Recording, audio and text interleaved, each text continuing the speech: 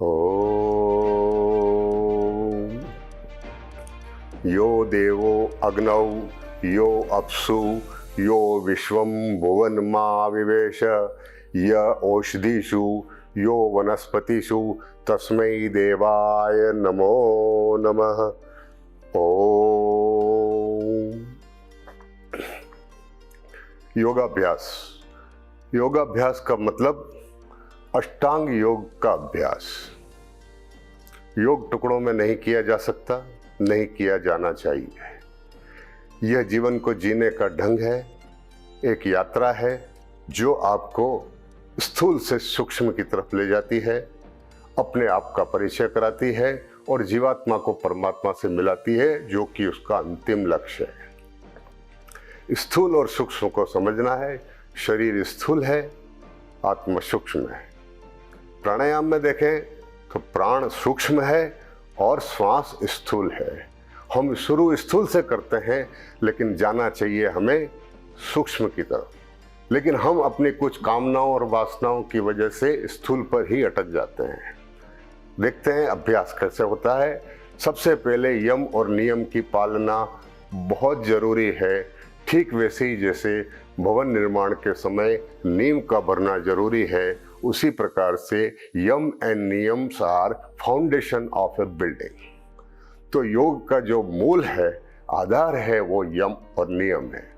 तीसरा अंग आसन है, जिस पर ज़्यादा ध्यान देने की जरूरत नहीं है, लेकिन दुर्भाग्य से योग का मतलब केवल आसन हो गया है। आप इसका प्रमाण देखिए, भगवद गीता में किसी भी आसन का कोई वर्णन नहीं। महर्षि पतंजलि के योग दर्शन में 195 सूत्र हैं, लेकिन योग पर केवल 3 सूत्र हैं और उसमें भी किसी आसन विशेष का जिक्र नहीं है। स्थिर सुखमासनम और प्रयत्न शिथिल अनंत समापत्तिभ्याम और ततो द्वंद्वान भी गाता है। उसके बावजूद हम टोटली आसन के ऊपर लगे हुए हैं, क्योंकि हमारा स्थूल शरीर से मोह ज्यादा है। इस मोह को धीरे धीरे समाप्त करना है और भीतर की तरफ लौटना है। तो आसन के बाद आता है प्राणायाम और प्राणायाम के बाद धारणा, ध्यान और समाधि। तो आसन और प्राणायाम दोनों साथ चलते हैं, अलग अलग करने की चीज नहीं। तस्मिन् सति श्वास प्रश्वास योर गति विच्छेद प्राणायाम। अब प्राणायाम की बात करें तो प्राणायाम का नाम लेते लोग शुरू हो जाते हैं और चालू कर देते हैं सांस को लेना छोड़ना। पहले देखें हमारा शास्त्र क्या कहता है। शास्त्रों में स्पष्ट लिखा है, प्राणायामास्त्रिधा रेचक पूरक कुंभके। प्राणापान समायोग प्राणायाम इति ऋतः प्राणायाम इति प्रोक्तो रेचक पूरक कुंभके।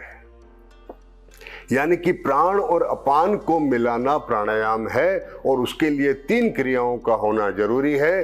रेचक यानी बाहर छोड़ना, पूरक यानी अंदर भरना और कुंभक यानी रोकना। कुंभक 2 प्रकार का, अंदर रोकना, बाहर रोकना, अंतर कुंभक, बाह्य कुंभक। जिस क्रिया में ये चारों क्रियाएं नहीं हैं, उसे प्राणायाम नहीं कह सकते, वो श्वासायाम हो सकता है। सांस को लेना छोड़ना तो हर जीवित व्यक्ति, हर जीवित पशु, जानवर सब करते हैं, उसको प्राणायाम नहीं कह सकते। प्राणायाम तभी होगा जब उसमें कुंभक लगेगा। भगवद गीता में प्राणायाम के बारे में क्या कहा है? अपाने ज्योति प्राणम प्राणे पानम तथा परे प्राणापान गति रुद्वा प्राणायाम परायणा। हर जगह प्राण और अपान की बात की है, लेकिन जो लोग प्राणायाम कर रहे हैं आंख बंद करके, अंधाधुंध किसी का अनुकरण कर रहे हैं, वो जानते ही नहीं प्राण क्या है और अपान क्या है। 5 प्रकार की वायु होती है, जिसमें 2 मुख्य हैं। अपान वायु होती है आपके मूलाधार पर, पेरिनियम पर, मल मूत्र द्वार के आसपास, जिसकी सामान्य गति नीचे की तरफ है, और प्राण होता है हृदय पर, जिसकी सामान्य गति ऊपर की तरफ है। इन दोनों की गति को मोड़ना है अभ्यास के माध्यम से और दोनों को लाकर नाभि पर मिलाना है, उसको हम प्राणायाम कहते हैं। करके देखेंगे। अभी पहले समझना जरूरी है कि प्राणायाम है क्या। कोई भी चीज को जब ऊपर उठाना है तो पहले नीचे की उसकी गति को बंद करना जरूरी है। अष्टाचक्र 9 द्वारा देवा नाम पूरी हो दिया, तस्याम हिरण में कोशे स्वर्गो ज्योतिषाव्रत। ये 8 चक्र और 9 दरवाजों की ये नगरी है। इन 9 दरवाजों का उपयोग आना चाहिए। तो सबसे पहले जो हमारा नीचे का दरवाजा है उसे बंद करना जरूरी है, ताकि अपान जो है वो नीचे जाना बंद हो जाए। वो है मूल बंध। तो बिना बंध और मुद्रा के भी प्राणायाम करना व्यर्थ है, क्योंकि प्राण और अपान का संयोग होगा ही नहीं। वो तभी होगा जबकि आप बंधों का और मुद्रा का प्रयोग करेंगे। तो सबसे पहले मूल बंध। कुछ लोग सोचते हैं ये तो बहुत मुश्किल है, बहुत आसान है, आप अनजाने में करते हैं। आप ध्यान से देखिए, जब भी आप ऐसी जगह पे बैठे हो जहाँ की वॉशरूम अवेलेबल नहीं है और आपको नेचुरल अर्ज होती है, उस वक्त आप क्या करते हैं? रोक के बैठते हैं। यही तो मूल बंध है, कुछ सीखना ही नहीं है, एवरीबडी नोज। तो आप मल मूत्र द्वार की पेशियों को, पीसीएम को, प्यूबोकोकिजियस मसल्स को सिकोड़ लीजिए और बैठ जाइए। अब अपान की गति नीचे जाना बंद।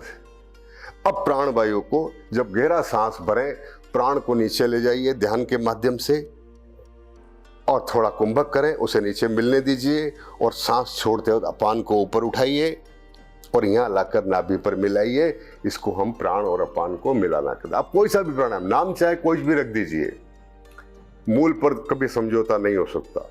जैसे रोटी आटे की बनती है, आटा मूल है। अब उसको आप लच्छा पराठा कह दीजिए, तवा की रोटी कह दीजिए, नान कह दीजिए, जो चाहे कह दीजिए, लेकिन आटे से समझौता नहीं हो सकता।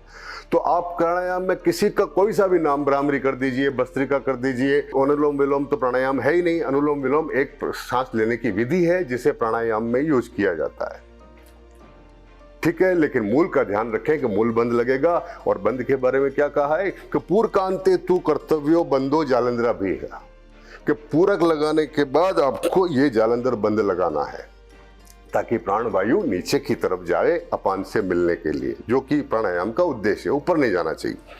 और उड्डयन बंद कहाँ लगेगा? अंत में जब सारी सांस बाहर हो जाए तब उड्डयन बंद लगेगी।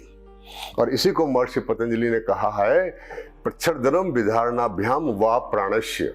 प्रच्छदन मतलब फेंकना, फेंक कर सांस को रोकिए, विधारणाभ्याम, तब जाकर प्राणायाम होगा। अब आप चाहे किसी भी विधि से करें, मान लो आप दोनों नाक का प्रयोग करते हैं या एक का प्रयोग करते हैं। और सबसे बड़ी बात, प्राणायाम से पूर्व तैयारी कोई बात ही नहीं करता।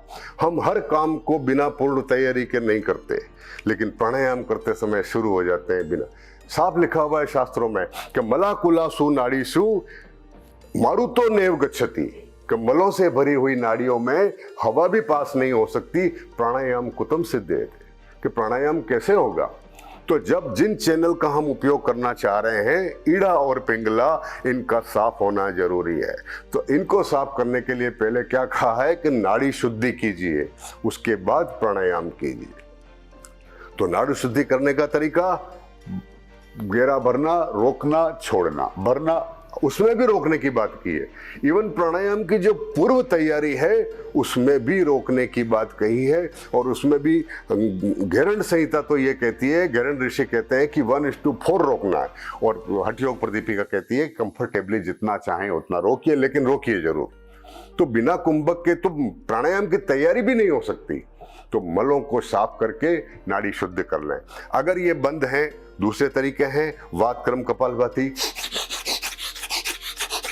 वातक्रम कपालभाति या सूत्र नेति, कोई भी क्रिया करके आप इनको मेक श्योर कि आपके दोनों चैनल खुले हुए हैं, क्योंकि इन्हीं से हमें प्राणायाम करना है। तो ईड़ा, पिंगला और सुषुम्ना, इन तीनों का क्लियर होना जरूरी है। उसके बाद हम प्राणायाम करेंगे। तो 8 प्रकार के कुंभक प्राणायाम हैं। बहुत संक्षेप में मैं बताऊंगा करना। एक चक्र करेंगे, आप उसको अपने क्षमता अनुसार चक्र बढ़ा सकते हैं। तो सबसे पहले प्राणायाम की मुद्रा, साफ लिखा हुआ है इन 2 का उपयोग नहीं करना है। तो ये 2 को आप चाहो तो यहां रखो, चाहो तो अंदर दबा लो। अंगूठा राइट हैंड यूज कर रहे हैं, अंगूठा आपका राइट नोस्ट्रिल बंद करेगा, ये दोनों को लेफ्ट नोस्ट्रिल के लिए। अब आपको लेफ्ट साइड से भरना है और काउंट कर सकते हैं मन में या घड़ी देख सकते हैं। मान लो 5 सेकंड में भरा तो 20 सेकंड रोकना है और रोकते समय जालंधर बंद खोला और राइट से धीरे धीरे छोड़ दिया। लेने छोड़ने की आवाज नहीं आनी चाहिए। थोड़ा बार रोकें, फिर भरा, फिर रोका, जालंधर बंद और छोड़ दिया। ये एक चक्र हुआ। ऐसे आप कई चक्र कर सकते हैं। शुरू में जरूरी नहीं है कि आप 1:4 मेंटेन कर सके। तो 5 सेकंड में भरा तो 20 नहीं रोक सके, 5 रोकिए 1:1, 10 रोकिए 1:2, देन 20 पर आइए 1:4। लेकिन कुछ क्षण रोकना जरूरी है। रोकना कंफर्टेबली है।